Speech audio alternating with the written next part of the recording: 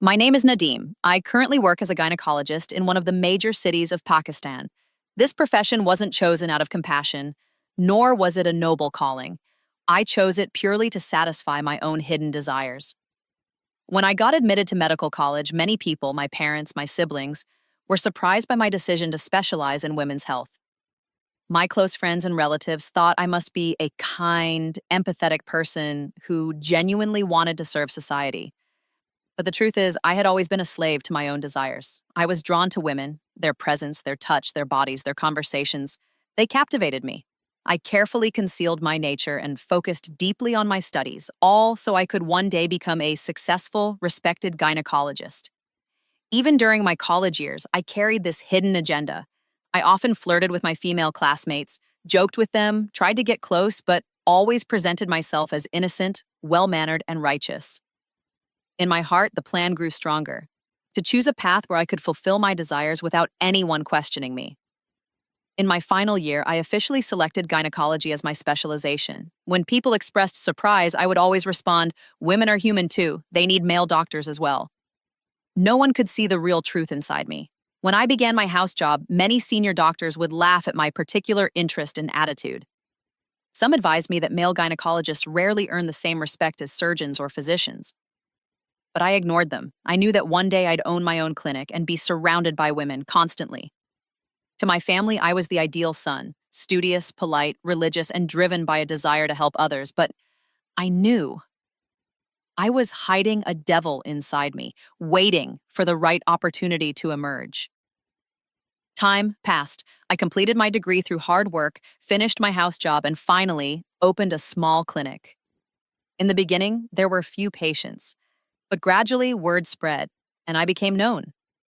Women quickly felt at ease with my soft-spoken, respectful demeanor. They praised me endlessly. One woman brought her daughter, another her sister. Some came for their own issues. And behind the cover of professionalism, I kept fixing my predatory gaze. My interest in each patient never remained limited to treatment alone. I would study their bodies, their gestures, their vulnerability and innocence. Girls or women who seemed nervous, those visiting a male doctor for the first time, their shyness and hesitation gave me an inner, twisted satisfaction. Their helplessness became my opportunity. More than once, I inappropriately touched girls under the guise of medical examination. Sometimes I held their hands, sometimes grabbed their arms, pretending to check their pulse. And during checkups, I would touch them in ways that brought them discomfort or shame. But I always presented it as part of the medical process. "You have to trust your doctor," I would say with calm authority. My tongue carried sweetness, my words were gentle, and the mask of artificial innocence on my forehead was enough to deceive anyone. Those around me always believed that Dr. Nadeem was a pious, God-fearing, and service-driven man. My mother beamed with pride at my achievements, my father spoke proudly of me among friends, and to my siblings, I was an ideal man. But none of them knew the truth about who I really was. Sometimes I would even ask myself, am I really this bad? Won't my conscience ever stop me? But to comfort my own soul, I would remind myself, I'm not committing a crime. I'm treating women, helping them. That's my job. Perhaps that was the very moment where my downfall began. As my reputation grew, so did the monster of my desires. Today, when I look back on my life, it feels like I sold my soul in exchange for success and status. But at that time, all I could see were women, their bodies, and the alluring fulfillment of my lust. It never crossed my mind that one day my own sins would be the foundation of my destruction. In the third year of medical college, a turning point arrived in my life. There was a girl in our college named Shamila. She was my junior, 3 years younger than me. Her innocence, the purity of her face, and the depth in her eyes drew me in. At first, we only exchanged polite greetings, but over time, through academic projects and campus activities, we began to interact more. Shumaila was a brilliant and deeply kind-hearted girl. She was passionate about becoming a doctor to serve humanity. In front of her, I always maintained an air of seriousness and virtue, pretending I too was driven by a noble desire to help others. She became very impressed by me, and gradually, our friendship turned into love. During those days, I successfully kept the darker side of my nature hidden. I presented myself to Shumaila as a loyal, God-fearing, and honest man. I never once felt pity for her innocence. Instead, the devil within me took pleasure in knowing that another good, pure-hearted girl had fallen for my fake righteousness. We both completed our education and I proposed to her. Shumaila's parents happily agreed. Our nikah was held simply and we began a new journey together. Shumaila had no idea about my intentions, my true nature, or the reality of my character. She believed that I had chosen gynecology to help women, and in her heart she hoped we would one day open a clinic together, a place where women could safely seek treatment and find solutions to their health issues. After marriage, our life was like any normal couple's, beautiful and peaceful. Shumaila was deeply in love with me. She believed every word I said and saw every action of mine as pure and innocent. She never suspected the secrets buried inside her husband's heart. By now, I had become an expert in leading a double life.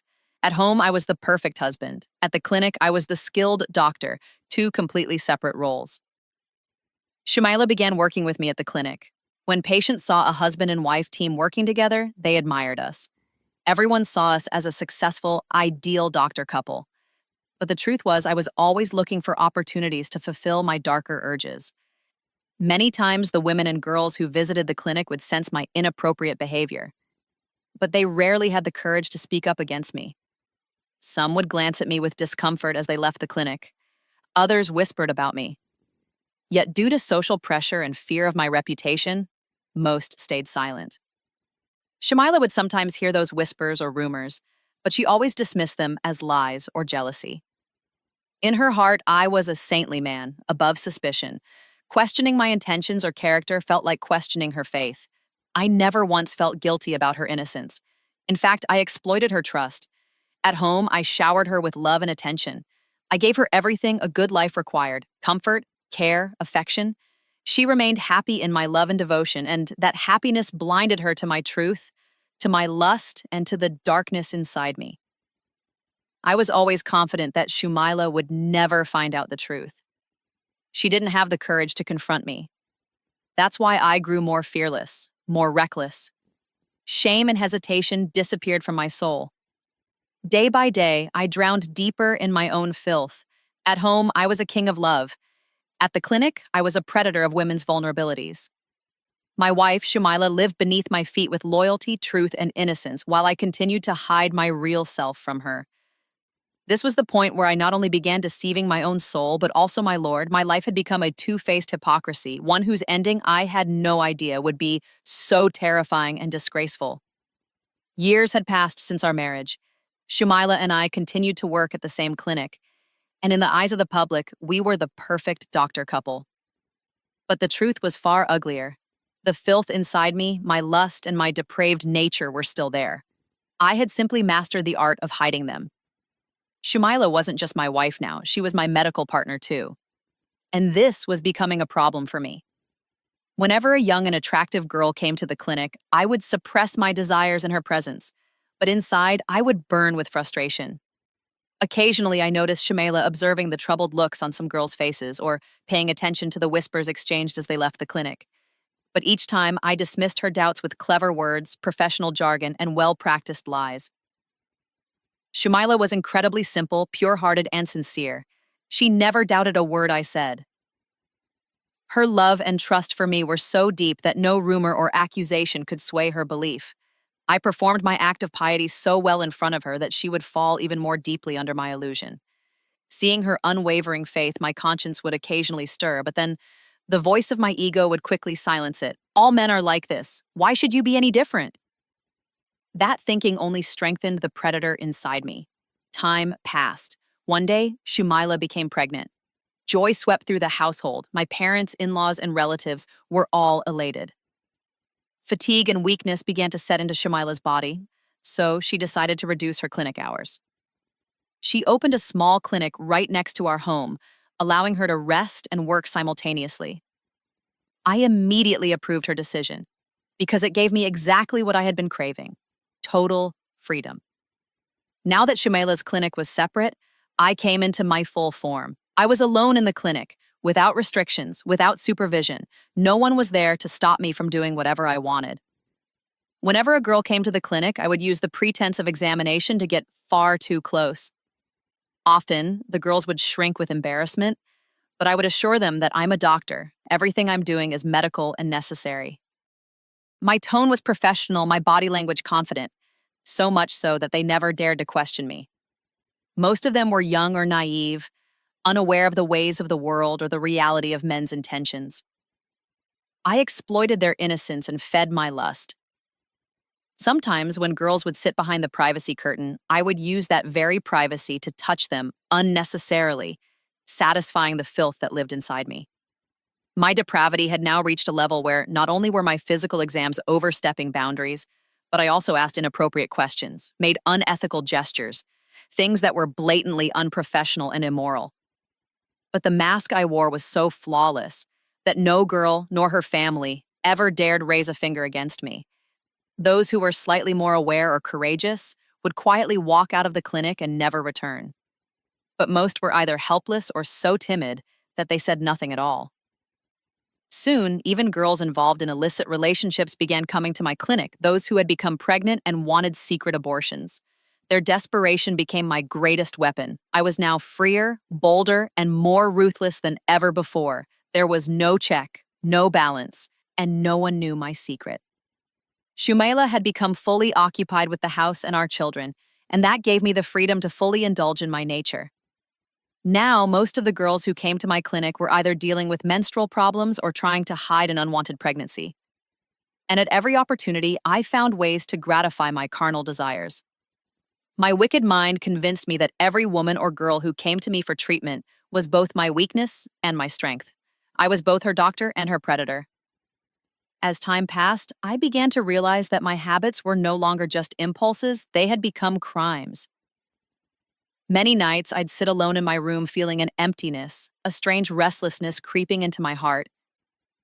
I knew I was wrong. I knew my actions were completely sinful, but my lust, my ego had imprisoned my conscience. I had begun to consider my sins routine. Exploiting women was now just part of my daily life. During that period, I noticed that some patients or their relatives didn't seem comfortable with my behavior. Sometimes they would pass a sarcastic remark or hint that they might consult another doctor. But my reputation and name had spread far and wide in the city. People felt they had no better option, and I used that social trap to my full advantage. I had turned my clinic into a highly profitable business. At home, I was respected. In public, I was admired. There was no obstacle left in my way. Drunk with success and enslaved by desire, I had forgotten that one day a trial might come. That truth might be revealed. I took pride in the illusion of my perfect life. Shumaila, oblivious to my reality, my children, happy and thriving, my home, peaceful, my clinic, thriving. I foolishly believed that my sins would never catch up to me, that my secret would remain buried forever. But what I didn't realize was that the laws of the divine are absolute. What you sow, you reap. And that law never changes. With Shumaila now busy at her own clinic and raising the children, it became easier than ever for me to rule over my domain without fear. Most of the girls who came to my clinic were young, often seeking treatment for sensitive women's issues. I had a curtained examination bed where all checkups took place privately. When a girl came alone, I would confidently ask her to lie down behind the curtain. In that setup, she had no choice but to rely on my instructions, my expertise.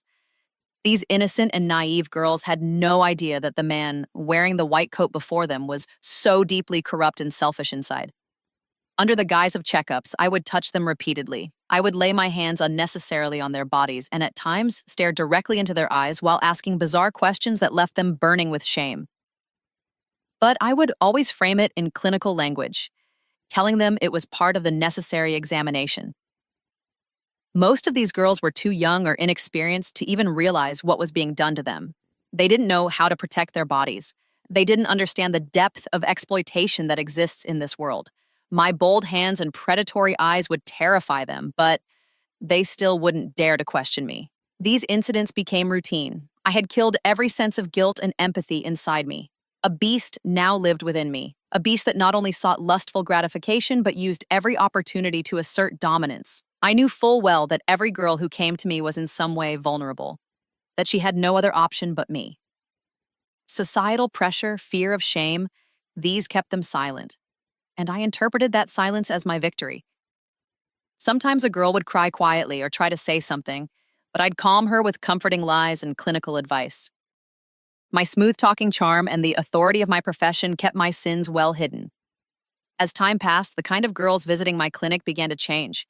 More and more were school, college, or university students, girls who, trapped in toxic relationships or so-called love, had lost their innocence.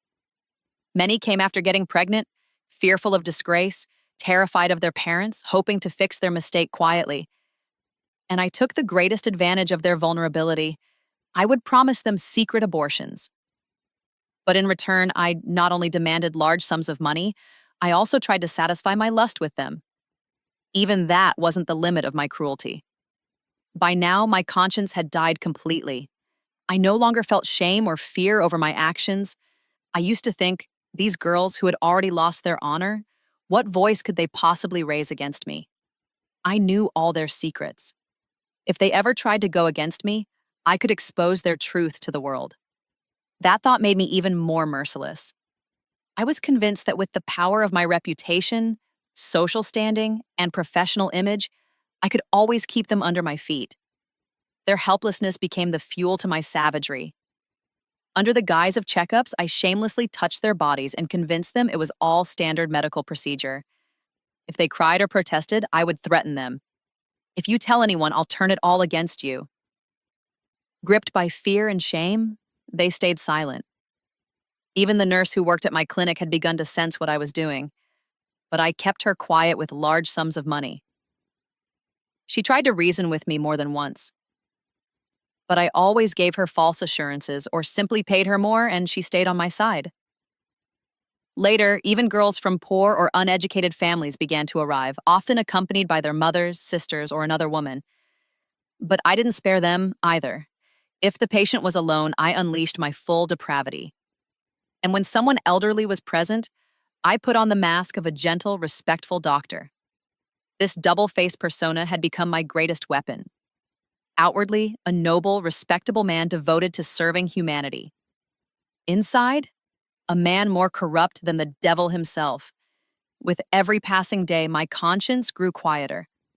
So blinded was I by lust and power, I couldn't even remember the last time I sought Allah's forgiveness or felt any remorse. Sometimes, in the dead of night when everyone was asleep, my buried conscience would try to rise. Sleep would evade me, but then my ego would whisper to me, let's say, everyone does it, no one's watching you.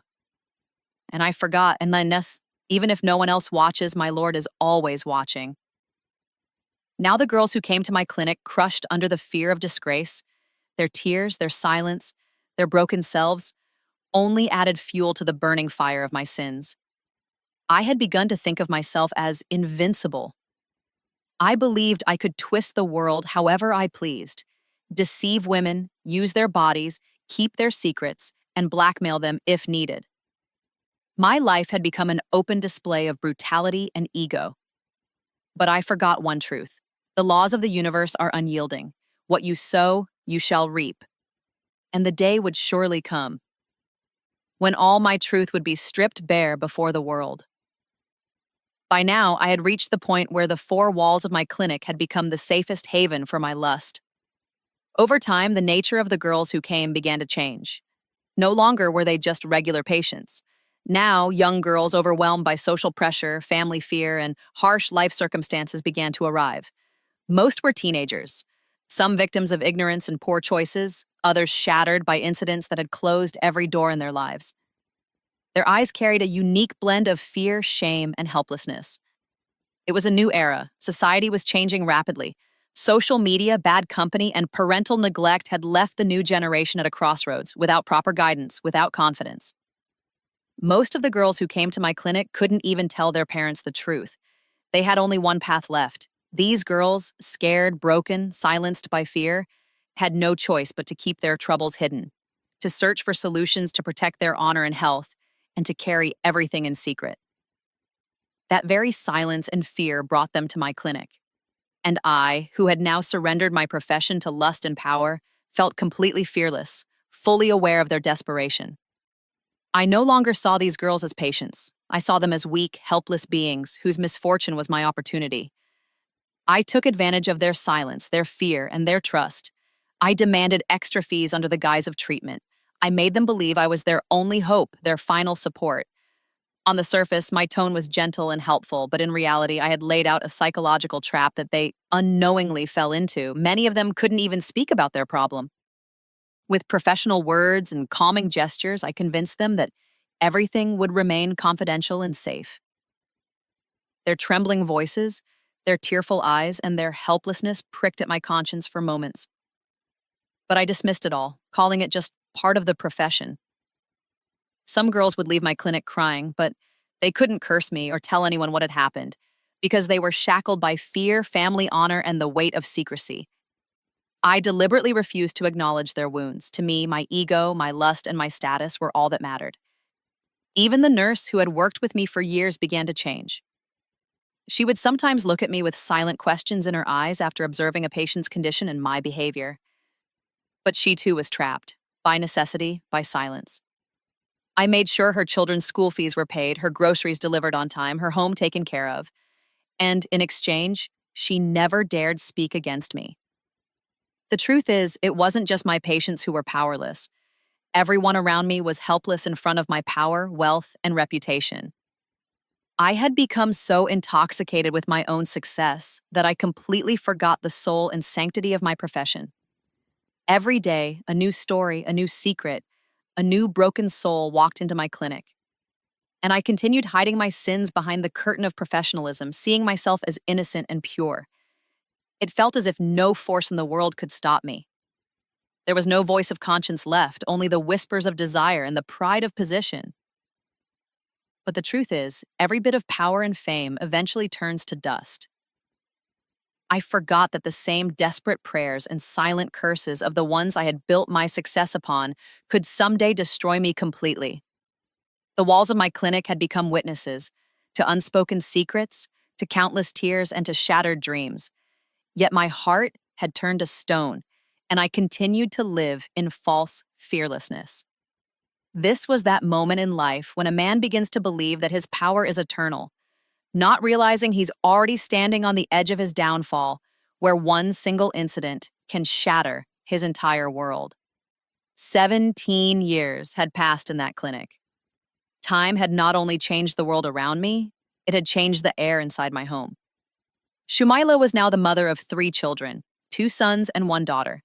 She spent her days juggling her small clinic and household responsibilities. For her, life had become about raising good children, running the house, and nurturing their future. She had never let our family lack anything.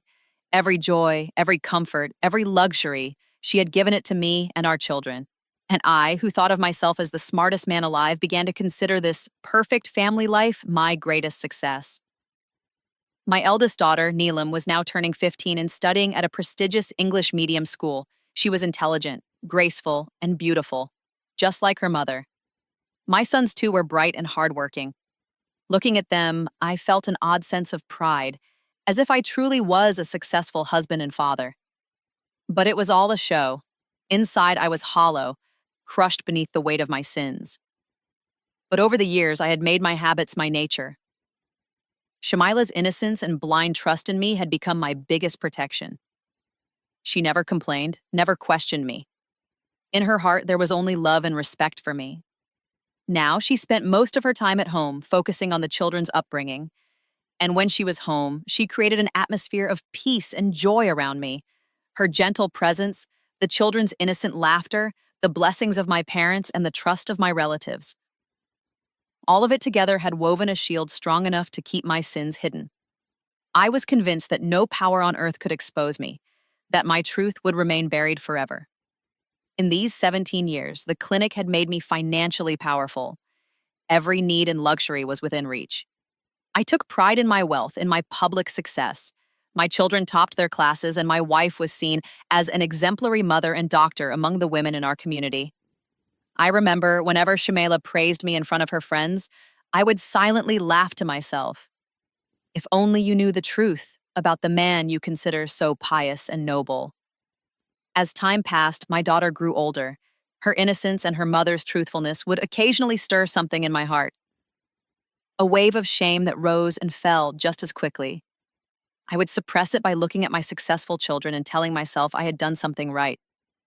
Every evening, I sat with my wife at the dinner table, listened to her loving words, her stories about the kids. My life on the outside looked complete, prosperous, honorable, enviable. But deep down, I knew that it could all fall apart in a moment. I believed that my income, my fame, and my status were my greatest strengths. Sometimes at night, when everyone was asleep and I sat alone in my room, my sins and past would creep into my thoughts. Just for a moment, my heart would tremble. What if my wife, my children, my parents? What if they ever found out the truth? What would become of me? But then I would comfort myself with the thought that no matter how dark one's reality is, if disgrace isn't written in fate, nothing will happen. And with that mindset, I would slip right back into my daily routine. The number of girls and women visiting my clinic was now increasing. My ruthlessness, my power, my dominance. It had reached a level where I had begun to think I was above the law, above conscience, above consequence. The nurse still worked at my clinic. She knew everything, but I had taken care of her. Her household expenses, her children's school fees, I had covered it all. Everything was in my control, and so I believed I was completely untouchable. My sons were growing older. They would often say, "Abu, we want to be doctors just like you. We want to serve humanity." Hearing their innocent words, I would feel a flicker of shame in my heart. But then I'd silence it with a whisper to myself, "I'll handle everything when the time comes. For now, live this life to the fullest." At home, everything was perfect. Shumaila, my daughter Neelam, my two sons, their faces were filled with happiness, their lives peaceful, and their hearts full of respect for me. No one knew who I really was. No one could see the darkness buried within me. But the truth is, God's justice is silent, yet absolute. No matter how deeply one hides their reality, the veil one trusts the most is always the one that tears first. The layers of my sins, my wickedness, my crimes, were about to be ripped open in front of the world, and when that time came, I would be left with nothing but regret, shame, and isolation. By now, the stories that entered my clinic each day had become more intense, and the darkness within me had reached its peak. Over the years, my lust and selfishness had hardened to such an extent that I no longer cared about anyone's tears, anyone's silence, or anyone's protest. Most of the young women who came to me were victims of harsh realities, bad company, or the moral decay of society. Some carried guilt on their faces, some had fear in their eyes, others bore wounds on their bodies, wounds that didn't heal, but festered quietly within. For many of them, my clinic was the last refuge. They came to escape public shame, their parents' anger, or the ruin of their futures, and placed themselves in my hands. And I, their doctor, their so-called healer, knew exactly how fragile they were. But I had long abandoned the true soul of this profession. To me, every new patient was not a human in need, but prey. I began to treat every girl who came to me the way a wolf eyes a sheep that wanders too close to its den. Under the guise of medical checkups and treatment, I trampled over their dignity and humanity to satisfy my lust. My nurse had now become a silent witness to it all. She had seen my actions. She had sensed the silence of patience.